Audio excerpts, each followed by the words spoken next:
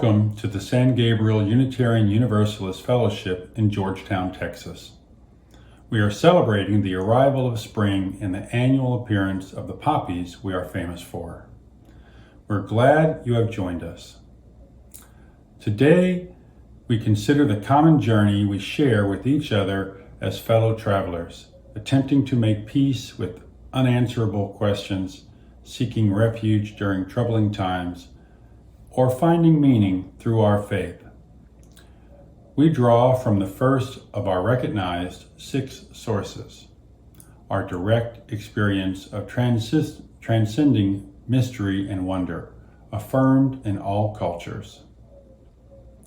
The telling of our journey stories can change us, challenge us, and connect us more deeply to ourselves, those we meet along the way, and our chosen UU religion. Today, we will hear from 3 members of our fellowship as they share beliefs and stories from their journey. We welcome you, whether as a first-time visitor or founding member, to join us from wherever you are on your journey. Hear these words from Monica Jacobson Tennyson.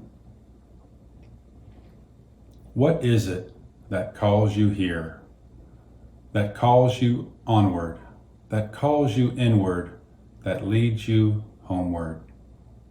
What is it that gives you the power to make that change, to ask that question, to take that journey? What is it that says you have done well, that asks you to learn more, that brings you to stillness, that holds you up in hard times? It is relationship, the beating heart of our faith. Let us light our chalice. Let us worship together.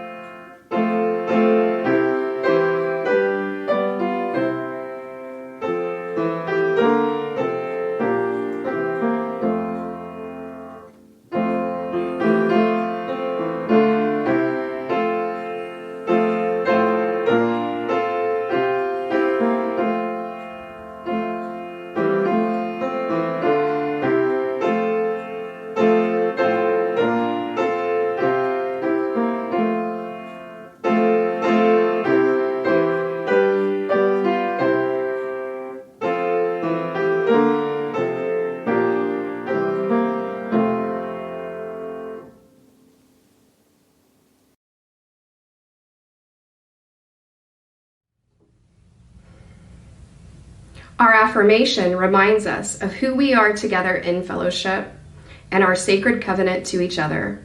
Please join as we say our affirmation. The doctrine of this church is love. The quest of truth is its sacrament, and service is its prayer. To dwell together in peace, to seek knowledge and freedom, to serve humanity in fellowship, to the end that all souls shall grow in harmony with the divine. Thus do we covenant with each other. Good morning, San Gabriel. Are we ready to do some wondering together? Let's help each other learn and grow as we make guesses. It's quite noisy today. Tell someone near you what you think this might be. Seems to be rolling around quite a bit, so maybe it's round. Let's open it up and see what's in here. Can you see that? It is round. Looks a bit like a ball. Silvery, gold, metallic. When you look at it up close, you can kind of see that maybe this is a seed. That's what it looks like to me. A special shiny seed. And I've got a story about a special seed. It's called The Everything Seed, shared with permission by the author, Carol Martinaco, illustrated by Joy Troyer. Have you ever watched a seed grow?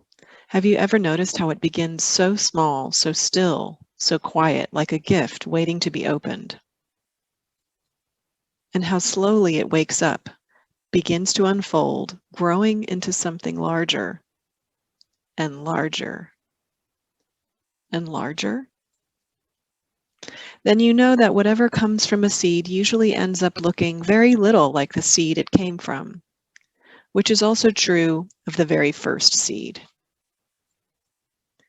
Once, long, long ago, way back before the beginning, so long ago there was no such thing as time because there was no one there to count it. Everywhere was a huge, deep, mysterious place, like something waiting to happen. There were no stars, no sun or moon. There was no place like Earth, not a drop of water, nor a single tree, or rock or flower, and no living beings anywhere. But in that deep waiting space was hidden the tiniest point of something no bigger than a seed. It was not a flower seed. It was not an oak tree seed. It was not a seed of corn, although all those things were included in the seed. You might call it an everything seed, because that is what it became. No one knows where that first seed came from, or how it was planted, or how it knew, in the way that only seeds seem to know, how long to wait for just the right moment to sprout and grow. But all at once, this tiny seed, cradled and nourished in the rich soil of space, woke up, broke open, and began to unfold. Unfolding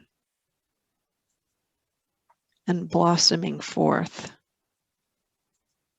into an enormous blazing ball of bright light, like a great grandmother's sun.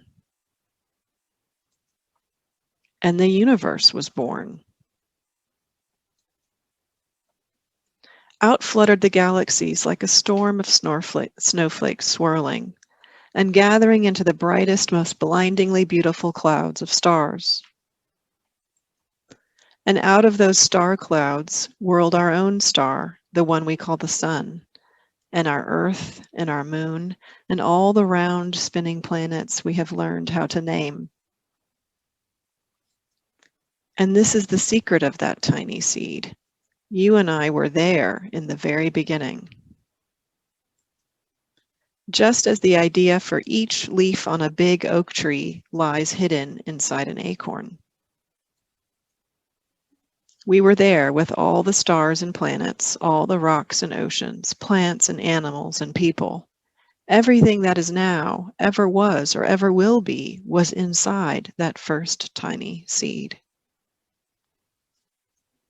So, whenever you hold a seed in your hand and wonder what it could become, imagine how you and all that is here once came from the tiniest speck of an everything seed, before it sprouted and grew long, long ago in the way back beginning of time. Now, if this were an ordinary story, it would end right here. But this story of the universe keeps unfolding.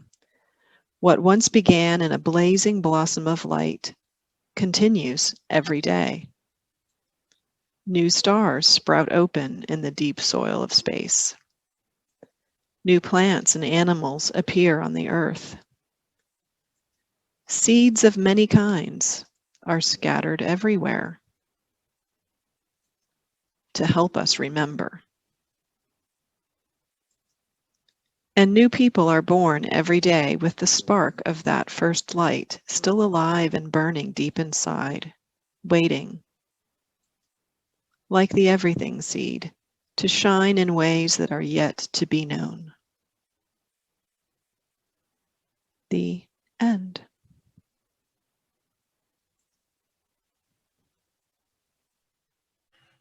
Seeds are miraculous things, aren't they? They grow and transform and bring forth new life. As a wondering, curious people, we ask many questions, and we learn, for example, how an acorn seed grows. We look to science and reason to help understand our world and the universe we live in. But there are also questions we don't know the answers to, and that can be hard to sit with. Sometimes a story can help. The UU minister who wrote The Everything Seed wanted to lift up how we are all interconnected, that the universe's story is our story, is our own story, that everything that is everything started together. That story, that belief can then help us as UUs to be our best selves, honoring our connections with one another. What questions do you wish you had the answer to? What questions can you let go? Some of the adults at San Gabriel are going to talk about that now, and we'll talk more about that in RE time today too. I'll see you then. Bye-bye. The 2021-2022 Pledge Drive was launched last week with our Stewardship Sunday service. We have now completed the first week of our schedule, and the campaign is off with a fast start, with pledges received showing an average increase over last year of 6%. The final total for this week was $85,000, just a hair under 50% of our pledge drive goal of $171,000. Let's keep the momentum going and return our pledges as soon as possible. Remember, the pledge drive will close at midnight, Saturday, May 22nd. There are 3 ways you may submit your pledges. Choose one and send us your pledge.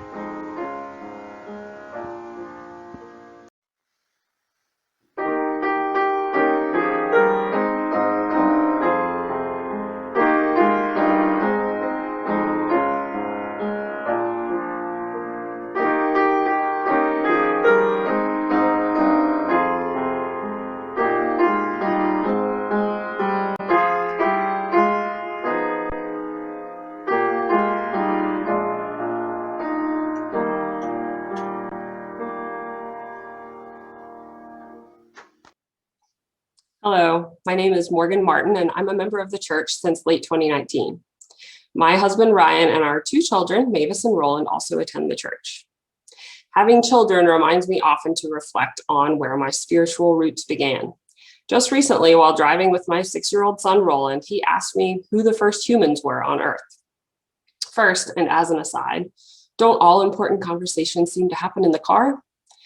Anyway, I shared with him the story of Adam and Eve and explained this is just one creation story among many, and that different religions believe different things, that some stories are similar, and that some people don't believe any of them. His interest was piqued, and that night I offered to read him the story from the children's Bible my mom gave to him.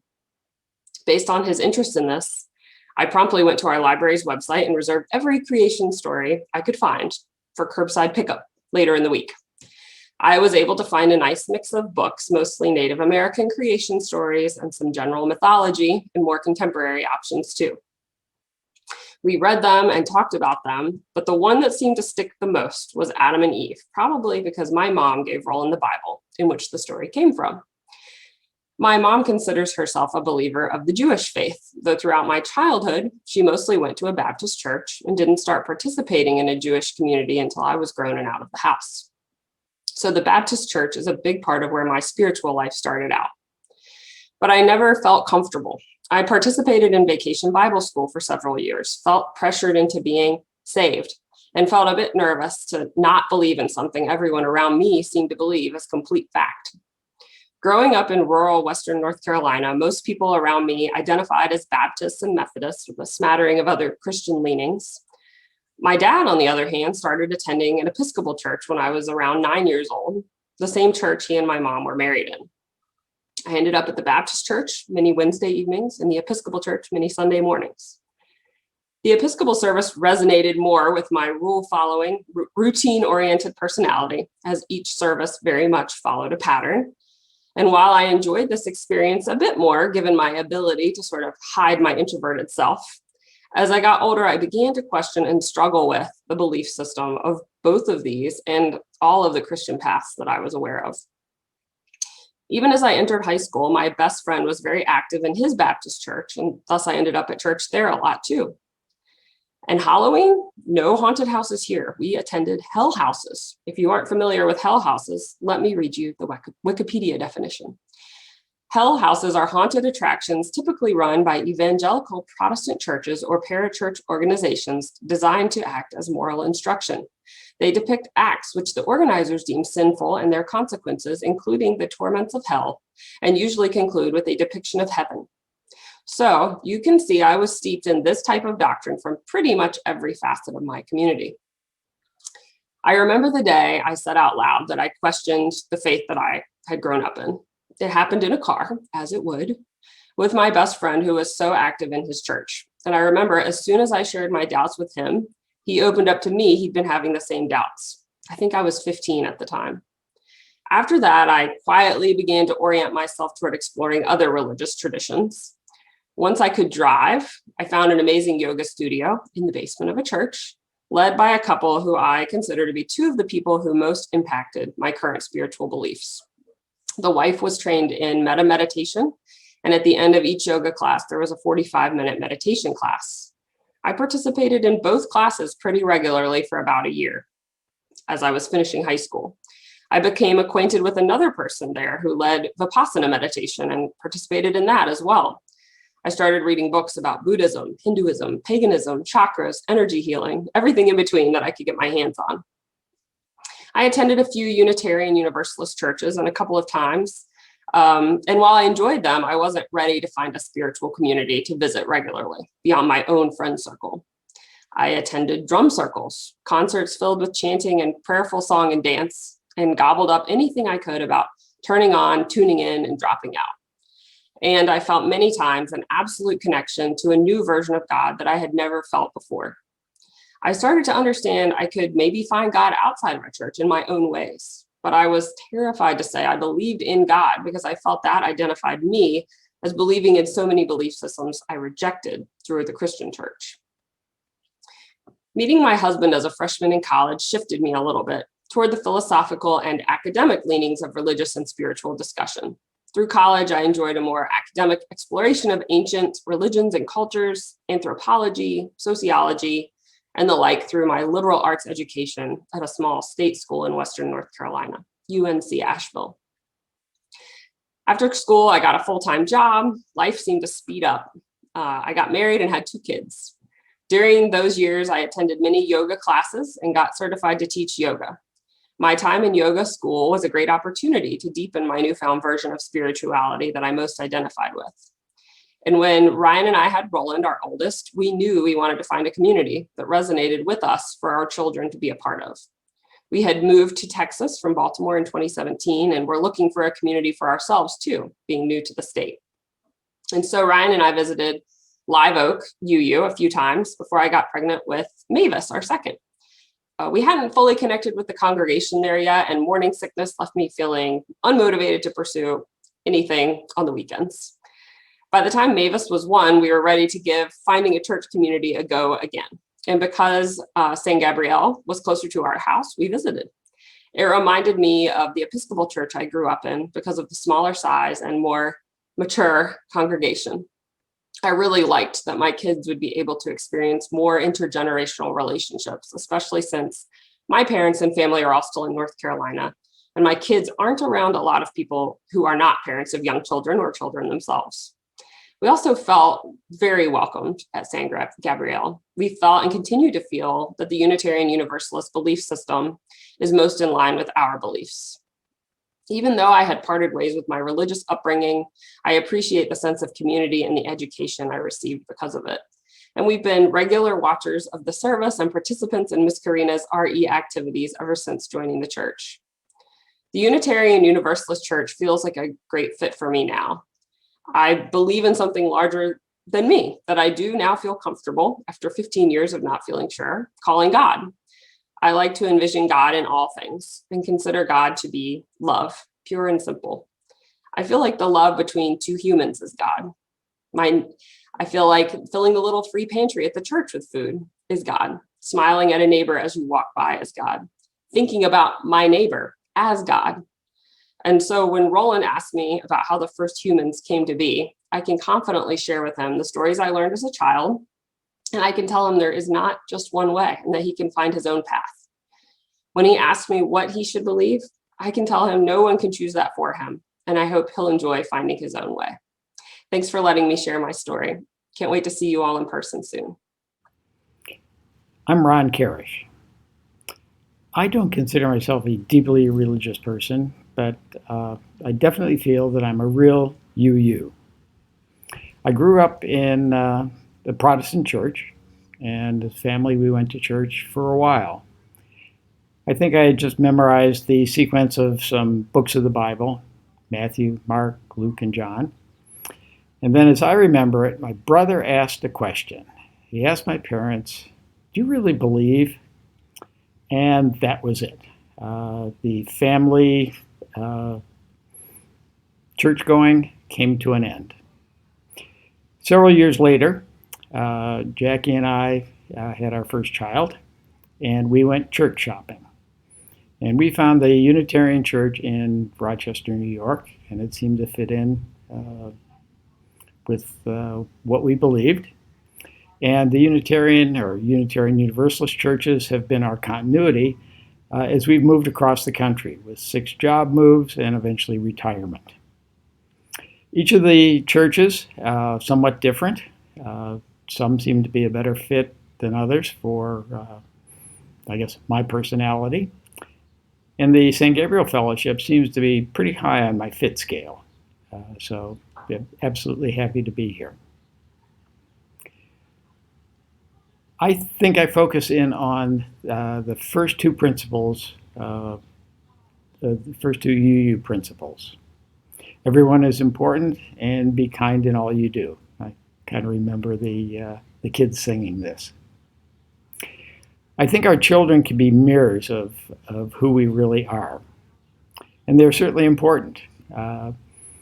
They will be making decisions, taking care of me or people my age pretty soon. They'll be taking care of the planet. In all our moves, I've been active in the RE program. I was drafted. Years ago, I think our daughter was 1 or 2, we moved from the Northeast to Dallas, Texas. I was enjoying a cup of coffee in the social room after the service at the Unitarian Church, and a very elderly, white-haired lady was marching through the social room directly at me. She approached me and she announced, "Oh, I'm teaching the 4th grade RE class and I want you to help me." And that was it. Since then, I've worked in a variety of the RE classes. I was responsible for the nursery at some point. And parents would come in and they would ask, "Well, when is the real caregiver going to show up?" And some seemed reluctant to entrust their only child to me. I've also taught a variety of classes and a few junior high classes. Kids seem to have very transparent emotions. They tell you what they're thinking. And it's it's really a wonderful feeling when a toddler marches across the room and puts a hug around your knee. Or after church, one of the parents approaches you and explains that their son insisted on going to church today so he didn't miss your class. That's pretty wonderful stuff. I can only hope that the kids got as much out of the experience as I did working with them. To me, adults seem a little bit less transparent. Many of us have accumulated considerable baggage, much of it from our youth. Myself, I admit to a number of biases, personal biases, some inherited, some I developed on my own. But I try to be a better person, try to recognize the value in others. And I can recall instances where someone that I thought less capable because of a particular bias surprised me. The performance was outstanding. They did an excellent job. They were doing something I couldn't do. I can still visualize two fork truck drivers working at a manufacturing plant where I was employed years ago. And they were unloading a semi-trailer of materials. And the choreography that they executed was worthy of an Argentine tango.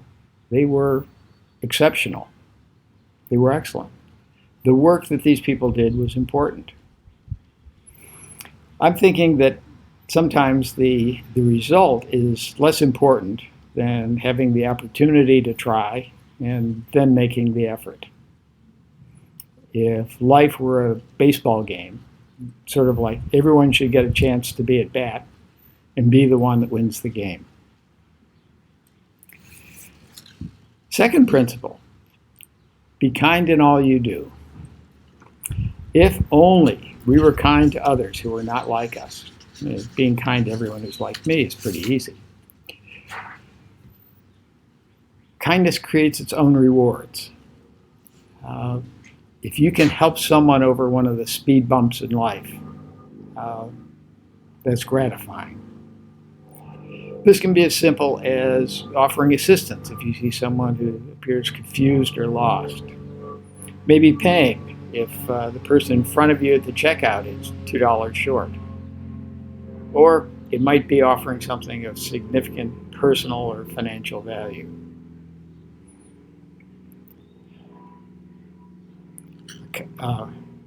A kindness offered at the right time can be immensely important to someone, can change their life, even if you think that it's only a little thing.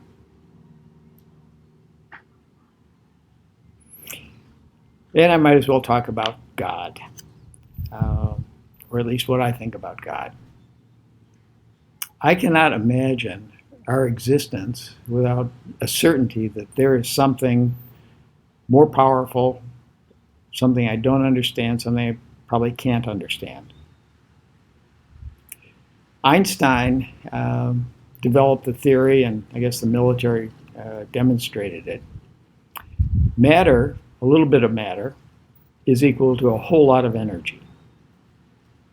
So, take all the matter in the universe, double that to account for the dark matter that I guess is out there that we don't understand. And that's a whole lot of something. And then you convert that to something else before the Big Bang, which is a whole lot more. And my question would be, where was it? What was it? Where did it come from? Questions I can't answer. So I'm pretty certain that there's something that I don't understand, that I don't know. And I'm comfortable with that. There's absolutely a power that we don't understand. Now I can go back to the question my brother asked when we were kids. Do you really believe? When the RE singers The RE singers do the 7 principles. We say the affirmation in church. I believe. No problems. I believe. I've been a UU for 40-some years. I'm Lynn Ellis, and this is what I believe now. But the roots of belief start early, so mine probably began with parents who were not churchgoers. My dad was a pretty much lapsed Methodist who gave lip service to basic Christianity, but whose real religion was ethics and justice as manifested through the United States Constitution and the Republican Party. Mother was a third-generation Christian Scientist who, if not devout, at least made the effort to attend church once a year at Easter Sunday. Unlike my dad, whose actual theological beliefs were never of enough interest to relate, my mother did believe in her religion, albeit, as I mentioned, her practice of it was a little lax. However, it was not so lax as to deprive me of growing up without its influence. But unlike many of my friends, I don't have many complaints against my religious upbringing. If I had complaints as a child, they were merely that I was the only one of my religion around, and I always got stuck with having to defend it against pretty much universal disapproval. Besides, everyone else's religion was so much more interesting with robes and rituals and really good music.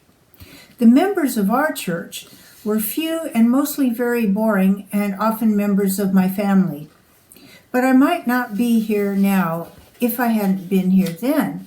For example, as a kid, I not only didn't believe in the Trinity, I didn't know what it was. I didn't find out until I went away to college and learned about it in literature classes. My mom believed that God was pure spirit, infinite mind, so to speak. God encompasses everything, so of course there's one God because there's only one everything. Jesus was a man who was able to see a great truth and whose ministry was a lesson on how you can see that truth too. Also, I never in my life worried about my soul being cast into hell. I was taught that all souls exist within this divine truth. There isn't any hell. Sin's actually a failure to see the divine, to see divine truth, seeing the divine truth being the main goal of religious practice. Sadly, I never did see that truth. I thought I'd figure it out by age 12, but turning 13, I was profoundly disappointed. But if my young self never got a divine answer, my older self has found some really good human answers. Things like compassion for others and sheer awe for the miracle of existence. Human answers to human questions offering miracles of their own. On the wall of my childhood church were painted several quotes from Ralph Waldo Emerson. Emerson is very difficult to read. Believe me, I have taught it to high school juniors. But Emerson's work was a big influence on our faith, on me as a child and growing up, and our faith was founded at a time when Emerson was a giant in American thought, both religious and secular. But there's a connection to the 19th century Unitarian Universalists too. The Unitarian Universalist Historical Society calls Emerson the most recognized and revered figure in the Unitarian movement. If we had sainthood in the UUA, I think that we would start with St. Ralph. I learned a lot of Emerson as a child, and I took it to heart. Perhaps that's why when I first attended a UU church, lured there not by religion but by music, I ran into Emerson in the hymn book, in the readings, and so I came back the very next Sunday to see a Sunday service. And 3 weeks later, I signed the book. My religious faith today no longer expects miracles from me, although I'd still like to know the big whats and whys, like why are we here? Why is anything here? What's the meaning of existence, both for people and for the universe? At this point in life, I've come to terms with not ever knowing. These are complexities far beyond human comprehension, and indeed, I am human. How great is that, though? That now pleases me more, I think, than if I had all of the answers delineated here in front of me, because those answers would be finite. But without them, the possibilities are infinite. Meanwhile, I'm free to contemplate the most relevant of my questions. What is the meaning of this day, of this moment? How is that meaning intertwined into relationships with others? How do we move toward the better world we all know is possible? I'm grateful now to belong to a church that isn't afraid of not knowing the answers, but encourages our own individual search for truth. I'm glad to belong to a church that addresses questions about human issues that need to be answered, as well as questions about existence that never can be. I am grateful for the opportunities the church has offered me to be more fully human by responding to the world's failures with conviction and compassion, and then experiencing absolute awe when the world is sublime. To exist this day, to be free to choose one's own beliefs, free to choose one's actions. These things are sacred. These things to me are truth.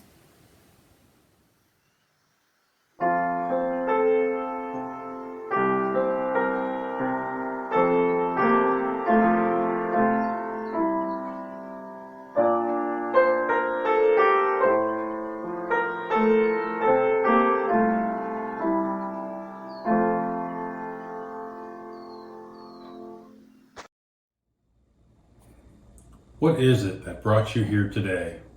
What is it that keeps you on your journey with our gathered community? As you ponder these questions, may the sparks of light from our chalice and the warmth of relationship remain with you. And may you carry them with you into the world until we are together again.